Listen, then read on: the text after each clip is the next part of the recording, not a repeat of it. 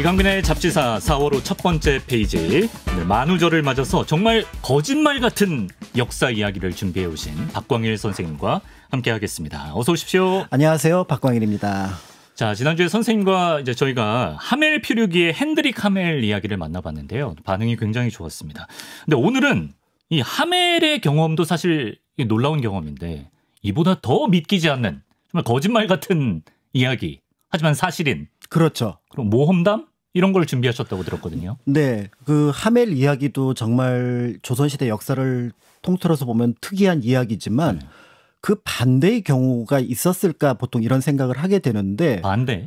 우리나라 사람이 이제 외국 나가서 하멜처럼 그러니까 몇 년 동안 고생을 했지만 생각 밖의 세계를 만나고 왔던 이야기 정도라면 재밌지 않을까 이런 생각을 할 수 있을 것 같은데요. 네네. 그런 인물들이 있을까? 없을까? 이러다가 조선이라는 나라 그렇게 원래 폐쇄적인 나라고 그다음에 연안에서 뭐 이렇게 물고기나 잡던 나라였으니까 라고 생각을 했는데 의외로 흥미로운 인물이 있습니다. 아, 그래요? 바로 우이도의 홍어장수였던 홍어장수. 네. 우이도는 지금 신안군 쪽. 신안군 쪽에. 예. 그래서 이제 예전에는 소옥산도로 불렀습니다만은 지금 이제 우이도로 부르고 있는데 이 우이도의 홍어장수였던 문순득이 정말 하멜 못지않은 모험을 했다라고 볼 수가 있을 것 같은데요. 이분이 다녀온 곳을 보면은 당시 이제 그 류큐, 그 다음에 필리핀, 그 다음에 마카오, 그 다음에 중국을 통해서 다시 한국으로 돌아왔으니 어떤 그러니까 동아시아에 이 정도 모험을 한 분이 계실까라는 생각이 들고요. 그렇기 때문에 오늘은 거짓말 같은 외국의 어떤 모험을 떠나서 다녀왔던 홍어장수 문순득 이야기를 드리려고 준비를 했습니다. 심지어 뭐 외교관도 아니고 홍어장수 평범한 홍어장수가 지금으로 치면 오키나와 필리핀 마카오를 거쳐서 중국 땅까지 밟은 일이 있다는 거잖아요. 그렇습니다. 이게 뭐 기록에 남아 있는 겁니까? 그러니까요. 그래서 이제 많은 분들이 아니 홍어장수인데 본인이 기록을 남겨놓지는 않았을 것 같고 느낌에 누군가가 이렇게 그냥 가볍게 몇 개의 사실 정도만 적은 것이 아닐까라고 생각을 하지만 실제로 문순득은 표해시말이라는 책이 남아 있습니다. 그러니까 이제 사람들이 좀 의심을 하는 거죠. 이거부터 좀 의심스러운데. 글도 잘 몰랐을 것 같은 생각이 드는데. 그러니까 예를 들어서 최부라든 장한철의 표해록 같은 것이 있는데 이분들은 다 사대부국 관료였었거든요. 그러니까 자기가 갔다 온 것들을 명확하게 기록으로 남겨놓습니다. 근데 문순득이라고 하는 분이 아까 홍어장수라고 했는데 이렇게 기록을 남겨놓는다고? 라고 하지만 실제로 이제 문순득 같은 경우는 관찰력, 기억력이 굉장히 뛰어났고 한글 정도는 쓸 수 있었던 것으로 보이는데요. 그런데 그의 이런 모험 기록이 남게 된 배경은 조금은 운이 좋았다라고 볼 수 있을 것 같아요. 어떤 면에서? 이 문순득이 고향이 우이도라 그랬잖아요. 그러니까 이제 우이도에서 이제 그 나라를 거쳐서 돌아왔는데 몇 년 뒤에 그 동네에 저기 유배를 한 명이 옵니다. 근데 이분이 굉장히 뭐 공부하는 것도 좋아하고 동네 사람들 물어보면서 혹시 뭐 물고기 종류가 어떤 것이 있는지 아쇼라고 하는 그런 정약전이 물고기면 정약전이죠. 우이도로 유배를 온 거예요. 그래서 우이도로 유배를 와서 뭐 이런저런 얘기를 하다가 동네에 여기저기 여러 나라를 갔다 왔던 어부가 있습니다. 정약전은 너무 신나잖아요. 그래서 찾아오라고 해갖고 이제 문순득을 만나서 그 내용을 이제 기록으로 적어 놓은 것 같고요. 당대에 보면 아마 문순득도 자기 그 모험과 관련된 것들을 메모를 해놨던 것 같아요. 한글로. 그 메모를 보면서 이제 뭐 정약전이 물어보면은 쭉 해서 그 3부에 걸쳐서 한 권의 책으로 표해시말 그러니까 저자는 뭐 정확하게는 할 수 없지만 편저자는 정약전. 그다음에 원래 주인공은 이제 문순득 이렇게 볼 수가 있는데 그런데 또 역사가 굉장히 문순득한테 다행스러운 게 이 정약전이 쓴 표해시말이 없어졌습니다. 없어져요? 예, 책이 없어졌는데 우리는 지금 알고 있잖아요. 그 이유가 바로 뭐냐면 정약전이 1816년에 이제 우이도에서 이제 그 생을 다하게 되는데 한 2년 뒤에 1818년쯤에 정약용의 제자였던 동생 정약용의 제자였던 이강회라는 인물이 있습니다. 이 이강회라는 인물이 뭐를 연구하고 있었냐면은 세계의 배를 연구하고 있었어요.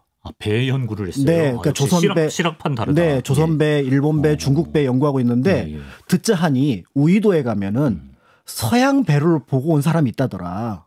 그 소문을 들은 거예요. 소문을 듣고 그래서 이제 문순득을 만나러 갔던 것 같아요. 정약전이 편지로 알려줬나? 그랬던 것 같아요. 예. 그러니까 이제 이강회가 이제 우이도에 도착을 했는데 마침 돌아가신 정약전 선생이 쓰는 표의시말이 있으니까 자기는 이제 운곡선설이라고, 이 선자는 배선자입니다. 그래서 운곡선설이라고 하는 논문을 하나 쓰고 그것과 별개로 표의시말이 너무 재밌었나 봐요.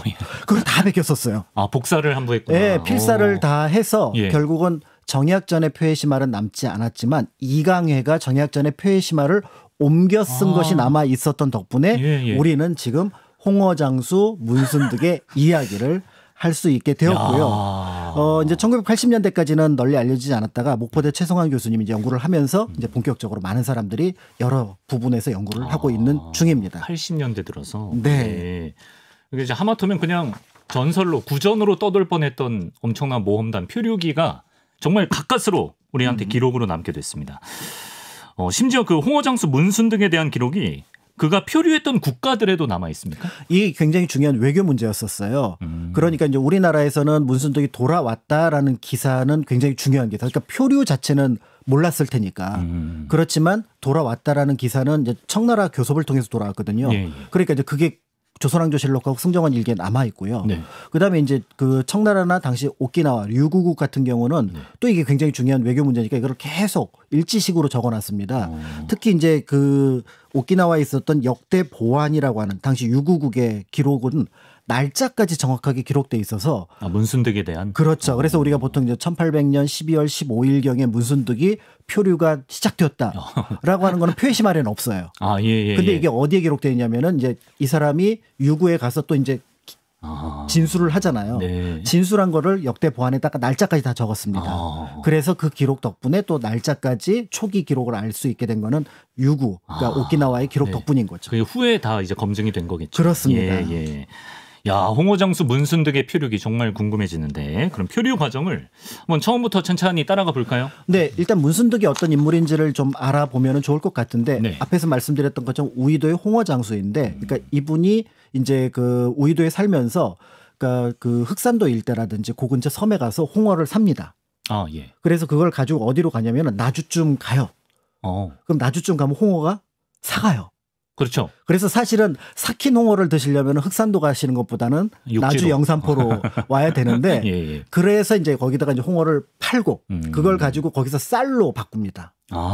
그래서 그 쌀로 여러 신안에 있는 섬들에 갖다가 팔고 다시 그거를 물고기로 사서 또 육지로 가져오는 이런 어떤 상인이었다라고 보시면 될 것 같은데요. 그런데 이제 1801년 12월 15일 아까 말씀드렸던 그 날 이 문순득이 숙부 문호겸을 포함해서 5명, 그러니까 총 6명이 탄 배가 이제 다시 이제 흑산도에서 저기 그 흑산도 옆에 태사도라는 섬이 있었는데 그 섬으로 가다가 갑자기 풍랑을 맞은 겁니다. 그러니까 풍랑을 맞으니까 백길에 굉장히 익숙한 인물이었잖아요. 문순득이 볼 때는 그러니까 쭉 보면서 저기 흑산도 근데 못 들어간 거예요. 바람 때문에. 그리고 또 기록에 보면은 쭉 가다가 저기 제주도 보면서도 못 들어간 거예요. 제주도도 봤는데 바람 닿질 때문에. 못했군요. 그러니까 이제 이 사람들이 판단을 빨리 합니다. 그럼 어차피 우리나라 섬으로 못 들어간다면은 그냥 돛을 올려가지고 빨리 어느 섬이라도 들어가서 안전하게 있는 게 낫겠다 싶어서 그때 돛을 올리고 쭉 그때 바람을 따라서 그러니까 그 당시 이제 북동풍이 불어서 쭉 가다 보니까 서남 쪽으로 쭉 가게 되는데 그러다 보니까 오키나와의 북쪽에 있는 큰 섬인 대도, 한자로는 대도, 지금 오지마라고 부르는 그 섬으로 도착을 하게 되고요. 여기 이제 도착했을 때 좀 이제 배가 망가졌던 것 같습니다. 그리고 이제 오키나와 관리가 와서 이제 이것저것 보니까 느낌에 저기 북쪽 어디서 표류를 해온 것 같아요. 그래서 이제 그 문순득하고 이제 어떻게 질문을 주고받고 그러다가 여기 있으면 안 되겠다. 옮기자. 그래서 이 대도라는 곳은 오키나와 본섬에서 북쪽에 있는 섬이거든요. 오키나와 본섬으로 옮겨갑니다. 본섬으로? 네, 본섬으로 옮겨가는데 그 이유는 뭐냐면 외국인이근데 외국으로 떠나는 배는 오키나와에는 나하 근처밖에 없었어요. 나하가 지금 그 오키나와 수도였습니다. 그러니까 외국인을 다시 외국으로 돌려보내려면 본섬에 있는 그쪽으로만 가야 되는 거죠. 그래서 그 근처에 이제 그 백촌이라고 문순득은 기록으로 남겨놨는데 지금은 조금 낱말이 바뀌어서 박촌이라고 부르는 동네로 가서 이제 머물게 되었고요. 여기에 이제 도착을 하고 나서 이제 비로소 이제 류큐 정부에서 사람을 한 명 보냈는데 류큐 사람입니다. 오키나와 사람인데 한국말을 할 줄 아는 거예요. 통역관을 붙여줬구나. 그러니까 조선 통역관을 붙여주면서 이제 그때부터 하나하나 좀 서툰 한국어지만 이제 주고받는 과정 속에서 문순득의 정체가 예. 파악이 정확하게 됐던 거죠. 그런 과정에서 류큐국에 6개월 정도 머물렀다고 하는데요. 네. 그럼 류큐국에서는 뭐 통역관을 붙여줬으니까 그렇게 막 이렇게 배척한 건 아닌 것 같고 어떻게 대우를 해줬습니까? 매뉴얼이 있었던 것 같아요. 매뉴얼. 문순득의 기록을 보면은 사는 집은 넉넉지 않았으나, 네, 그러니까 조금 허술했던 것 같습니다. 네네. 그렇지만 때에 맞춰서 이게 예를 들어서 쌀, 부식거리, 심지어는 담배까지, 그래요? 또 이틀에 한 번씩 돼지고기. 하멜보다 나은 것 같은데. 제가 보기에는 돼지고기까지 이틀에 한 번씩. 예, 그걸 계속 지급을 받은 거예요. 그러니까 문순득을 포함해서 6명이 계속해서 이 지급을 받았는데 이게 이제 그 당시 유구국 정부의 방침이었던 것 같습니다. 그러면서 이제 어느 나라에서 왔는지 확정이 되면은 이제 그 나라로 가는 배가 있으면 이제 이 사람을 돌려보낸다. 이제 이렇게 생각을 했던 것 같은데요. 네. 다만 이제 이 과정에서 어떻게 보면은 좀 편안하게 이제 지냈던 과정 속에서 육규가 이제 조선과 교류를 했다라는 점이 문순득은 굉장히 다행스러운 그렇죠. 일이었다고 볼 수가 있습니다. 네. 다만 이제 여기에서 유구국은 약간 고민을 했었는데 1690년대 이전까지만 하더라도 그 조선 사람이 오게 되면은 가고시마를 통해서 스시마를 통해서 부산으로 보냈습니다. 그게 정해진 루트예요. 네, 그게 정해진 루트인데 왜 이 루트가 생겼냐면은 저희가 이제 그 오키나와 편을 하면서 1609년에 가고시마에 있었던 그 가문에다가 이 오키나와가 복속이 되잖아요. 맞다. 예, 기억나요. 예, 이게 복속이 되니까 이 사스마의 시마즈 가문의 복속이 되니까 이제 어쩔 수 없이 일본을 통해서 보내게 됐는데 문제는 이 상황을 청나라가 알기를 가고시마도 원치 않았고 그 다음에 청나라도 육규 자체도 원치 않았던 거예요. 왜죠? 가고시마는 이렇게 되면은 나중에 이게 어떤 외교적인 문제가 발생해서 청이 무슨 상관이에요 지금? 아니 왜 독립국을 니네가 우리 허락도 없이 속본으로 만드느냐? 그 자체를. 네, 그럼 청나라에서 군대 보내갖고 가고시마한테 너네 간섭하지 마라 그러면은 가고시마는 실리를 잃게 되는 거고요. 류큐 같은 경우는 지금 가고시마에 지금 어떻게 보면은 복속돼 있는 게 기분 나쁘잖아요. 그렇죠. 그런데 요거를 청나라랑 연결을 하고 싶었는데 청나라가 1680년쯤에 어떤 공문을 주변 나라에 뿌리냐면은 우리나라 백성이 혹시 여러 나라로 표류를 하게 되면 표착을 하게 되면은 우리나라로 다시 잘 보내줘라. 이 공문을 보냈던 겁니다. 그러니까 이 문순득은 1800년에 도착을 했잖아요. 그러니까 이게 이제 그 공문을 보내고 난 다음이니까 이때 루트가 어디로 되냐면은 가고시마도 그러면은 혹시 외국에서 온 사람들 중국인들이라면은 조선인들이라면은 일본 통하지 말고 중국 통해서 보내라. 그러면 자기가 실질적으로 복속하고 있는 것들이 노출되지 않고 류큐로 볼 때는 혹시 이 기회를 통해서 청을 통해서 독립을 좀 빨리 가져올 수도 있지 않을까. 요게 이제 맞아떨어져서 그래서 이제 류큐에서는 어떻게 생각하냐면 이 문순득 일행을 이제 예전 루트가 아니라 중국으로 보내는. 그래서 가고시마로 안 보내고 중국으로 보낸다. 그래서 가장 가까운 데가 복건성이거든요. 그래서 복건성 쪽으로 보내고 마침 중국 사람들 몇 명이 표류와 있었던 것 같아요. 그래서 이들을 같이 이제 그 보내려고 했던 것으로 보여집니다. 보냈구나. 그러니까 청나라 백성은 당연히 문순득이 아니지만 이런 어떤 셈법 때문에 청으로 이제 문순득이 가게 되는 건데. 그렇습니다. 근데 여기서 또 변수가 생긴다면서요. 그러니까 여기서 이제 여기까지 갔다 왔으면 사실은 이제 일반적인 뭐 홍어장수 문순득 좀 멀리 갔다 오셨네 요 정도지만 여기서 이제 그 오키나와 배가 이제 그 저기 청나라 사람들 조선 사람을 태워가지고 이제 복건성으로 보내고 또 배 한 척까지 또 추가로 보냅니다. 요거는 이제 상선인데 면세를 혜택을 받을 수가 있거든요. 이런 어떤 인도적인 행위를 하는 거와 관련해서는 그래서 이게 복건성으로 가다가 이 배가 풍랑을 만나요. 오키나와 정부의 배가. 그럼 어떻게 되나요? 그래서 어디로 밀려나가냐면은 그 필리핀의 루손 가장 큰 섬 있죠. 필리핀 루손섬. 루손섬의 어느 지점에 딱 떨어지는데 가장 가까운 도시가 비간이라고 하는 도시가 가장 가까운 어떤 거로 보여집니다. 그래서 그 도시로 일단 옮겨가요. 그래서 비간시티로 옮겨가서 뜻밖의 그 문순득은 자기 어떻게 보면 생각 속에 없었던 지역으로 떨어지게 되고요. 그때 필리핀은 청이랑 전혀 상관없는 거죠. 청이랑은 어느 정도 관계가 있었지만 조선이랑은 완전 상관이 없었죠. 그리고 이제 오키나와하고는 약간 껄끄러웠던 관계였던 것 같습니다. 그러다 보니까 여기에 이제 떨어졌는데 당대 이제 이 루손을 뭐라 그랬냐면 한자로 여송이라 그랬어요. 여송. 그래서 여송국. 그래서 나중에 이제 여송국이 조선시대 혹시 문헌자료에 나오면 루손섬을 포함하는 필리핀이다. 이렇게 생각을 하면 되는데 네. 이제 여성국에 떨어진 거예요. 그러니까 이제 여기서 떨어졌는데 이제 여기에서 이제 도착을 해서 보니까 이때가 마침 스페인령 필리핀이었거든요. 예. 카톨릭이 들어와 있었던 상황이었습니다. 네. 그러니까 별천지다, 별천지. 비간시 때 갔는데 막 네. 신기한 거예요. 그러니까 우리랑 전혀 다른 절이 있어. 그래서 절이 삼각형으로 생겼고 하늘에서 보면 십자 모양이고 여기 종탑도 있는데 그 종탑 위에 그 풍향계 있잖아요. 풍향계 달기 있는데 달기 있죠. 네, 그게 있는 게 너무 신기해서 그걸 기록으로 다 남겨놓은 겁니다. 문순득이요? 문순득이. 그 표시만에 남아있거든요. 예. 그런데 지금 가면은 그 비간시티에 보면 성바오로 성당이라 그래서 종탑 위에 달기 있는 풍향계가 있는 게 있어요. 저기 꼭대기 위에 오른쪽에 보면 오른쪽에 종탑이 있고 그 위에 달기 이제 돌아가고 있는 모습이 보여지는데 저걸 기록한 거네. 네, 저건까지 기록했는데 저게 이제 문순득이 도착하기 3년 전에 완성을 했다고 합니다. 그러니까 완전히 새 성당이니까 얼마나 감동받았겠어요. 그러네. 그래서 야, 내가 신묘 그러니까 그 신을 모신 사당을 갔다 왔는데 여기 정말 신기한 게 있어. 이렇게 이제 생각을 했었는데 이제 여기에서 이제 약간 이제 문제가 발생을 합니다. 어떤 문제가 발생? 뭐냐면은 오키나와는 이제 정부 비용으로 이 표착인들을 전부 다 이제 대우를 했었잖아요. 근데 이제 여성국은 그런 어떤 매뉴얼이 없었던 겁니다. 그래서 이제 여성국에 있었던 원래 살고 있었던 화교들이 이제 이들 그 표착했던 류교 정부 관리 그다음에 청나라 사람, 조선 사람을 먹여 살리고 있었는데 다 비용 지불을 하라는 거예요.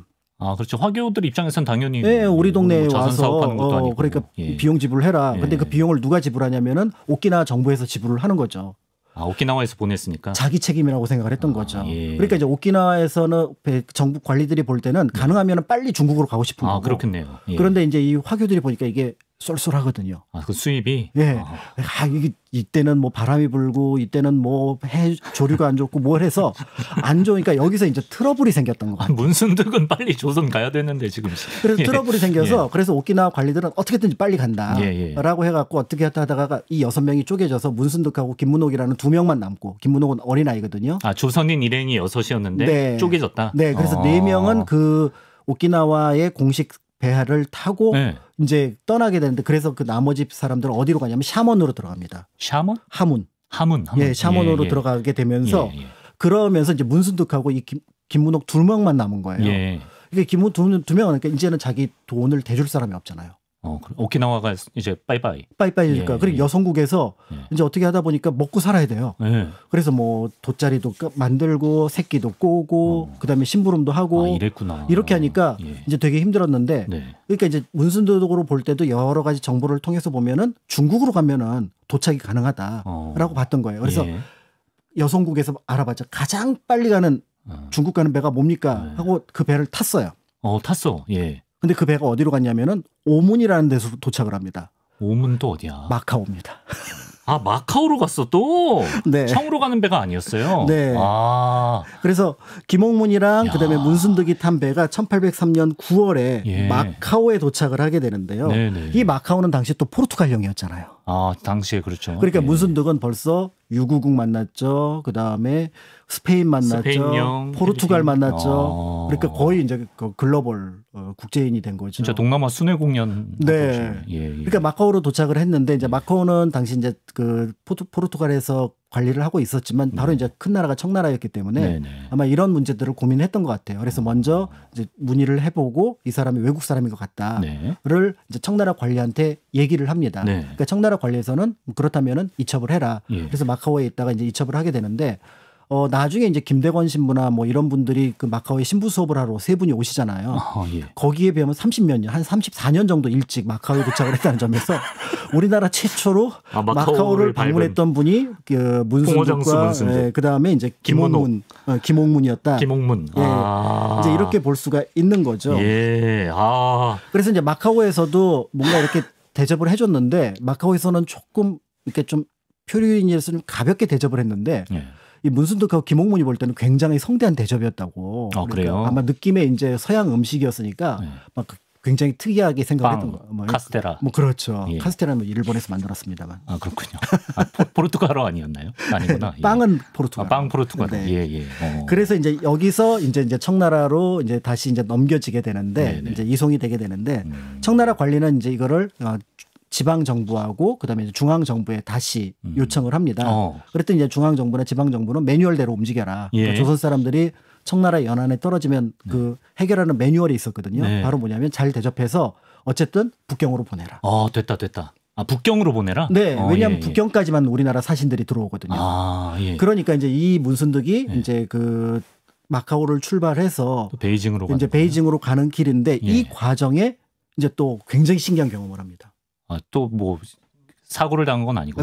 여기서부터 이제 편해요. 편해요. 왜냐하면 이제 청나라 관리들이 이제 굉장히 어떻게 보면은 잘 대우하라고. 책임감을 잘 갖고 있어서 대접을 했기 때문에. 예. 근데 제일 중요한 게 바로 뭐냐면 운하를 타고 베이징으로 들어가는 거예요. 그때 운하가 있었어요. 경항운하. 수양제가 만들었던 거를 이후에 계속해서 확장을 해서 명나라 있었구나. 때 예. 거의 완성이 되거든요. 예. 이 경항운하, 그러니까 북경에서 항주까지 있었던 이 운하를 타고 대부분 타고 가는 거예요. 별 경험을 다 하셨네요. 그러니까요. 진짜. 그러니까 이제 지금으로 본다면은 예. 중국에서 볼 수 있는 최고의 어떤 그러네요. 경험을 하게 되고요. 예. 그리고 나서 예. 이제 북경에 이제 도착을 하게 되는 거죠.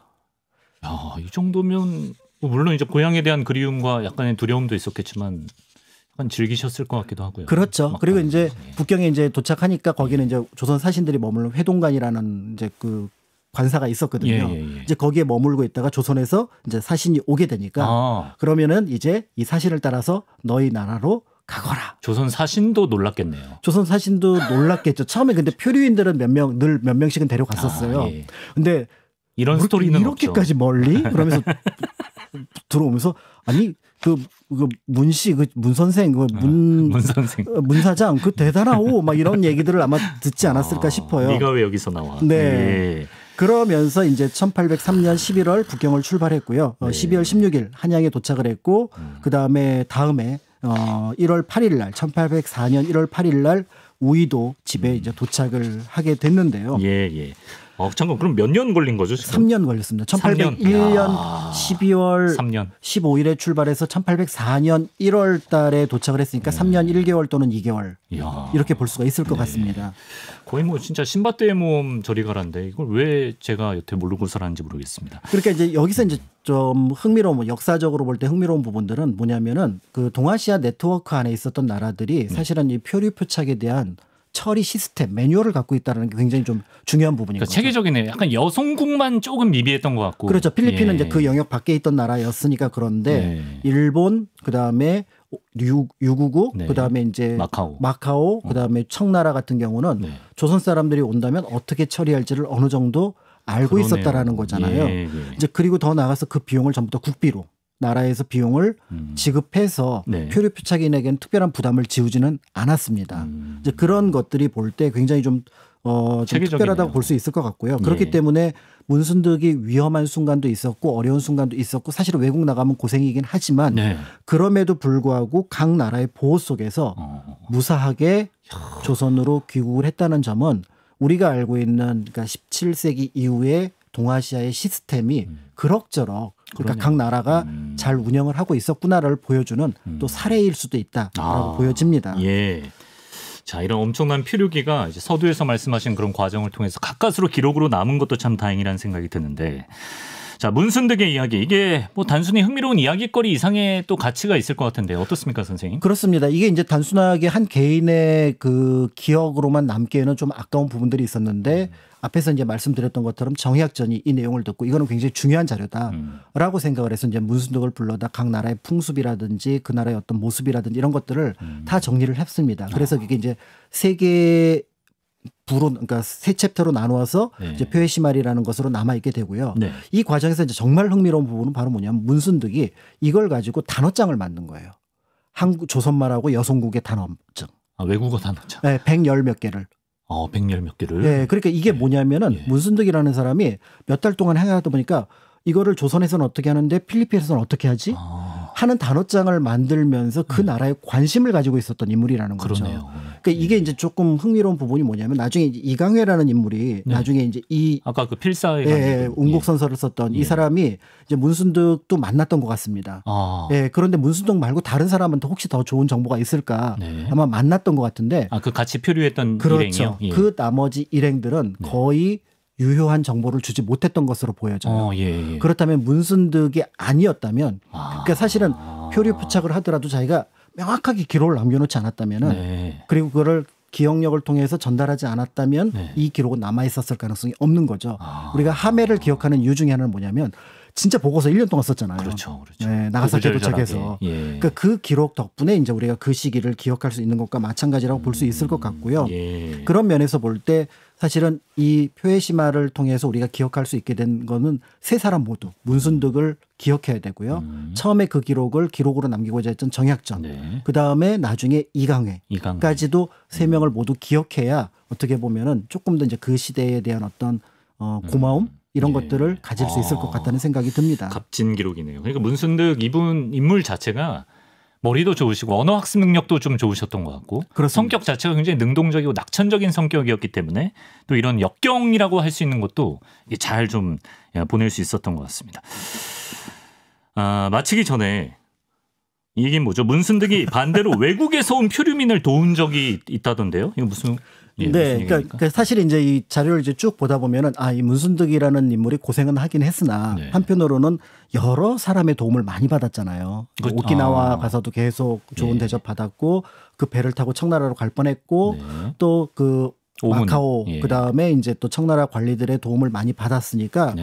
어떤 의미에서 보면 참 많은 혜택을 받은 인물이다 이렇게 이제 볼 수가 있을 것 같은데 그런 문순득에게도 이제 이런 어떤 은혜를 갚을 기회가 생긴 겁니다. 어떻게요? 어떻게 하다 보니까 1809년에 네. 제주도에 누군가가 이렇게 몇 명이 와 있다는 거예요. 예. 근데 이제 똑같은 이제 하멜하고 비슷한 외국인들이 상황을 예. 조선이 겪고 있는 거 도대체 어떤 나라인지 모르겠다는 거예요. 예.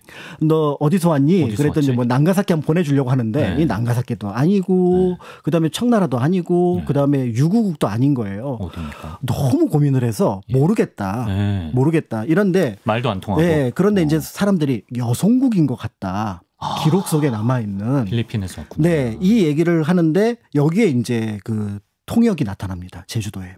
그 외국어 단어장까지 만든 문선생이 문선생 여성 단어장. 네, 예. 이분이 나타난 거예요. 예. 그래서 맞습니다. 이분들 여성국 사람들이 맞고요. 라고 하면서 네네네. 결국은 이 여성국에서 온 사람들을 네. 9년 동안 예. 가지 못했던 것들을 돌려보내자라고 해서 어떻게 돌려보냈는지는 정확히 기록이 남아있지는 않습니다만은 예. 어쨌든 이걸 통해서 돌려보냈고 그렇기 때문에 문순득 선생은 이제 또 하나의 네. 그 이제 그 이름을 어떻게 보면 갖게 되는데 우리나라 최초의 필리핀 통역사. 그 일로 종 2품까지 받았다고 합니다. 그렇죠. 야, 인정해줬구나. 나라에서. 그러니까 나라에서 큰 곤란함을 해결해 준 거잖아요. 예. 그러니까 조선이라는 나라가 굉장히 인도적인 나라였고 그래서 어디에서 온지만 알면은 보내준다. 그러네요. 근데 어딘지 모르면 못 보내준다. 그렇죠. 라는 것들을 여기에서 다시 한번 확인할 수가 있는데 네. 이때 마침 문순득 문 사장님, 문 통역사님께서 나타나신 덕분에 그러면서 이제 이 문제를 해결하게 됐고 조선 정부로서는 아이고 시원해. 그러네요. 라고 하는 것들을 볼 수 있었던 거고요. 해피엔딩이네. 네, 그런 면에서 볼 때 이제 문순득은 어떤 면에서 자신의 경험을 또 굉장히 귀한 곳에다가 그러네요. 여러 사람을 또 구하는데 썼다라고 볼 수 있습니다. 이 얘기는 진짜 뭐 아동용 그 도서 같은 걸로 만들어서 뭐 필리핀, 뭐 약간 중국, 마카오, 오키나와 이런 데 소개도 해주고 그러니까요. 너무 좋을 것 같은데. 네. 자, 이분의 삶 정말 뭐 운명이라는 말을 하지 않고는 설명이 안 될 것 같습니다. 정말 운명적으로 세계 곳곳을 경험하고 온 홍어장수 문순 등의 놀라운 표류기 박광일 선생님과 함께 알아봤습니다. 선생님 말씀 고맙습니다. 감사합니다.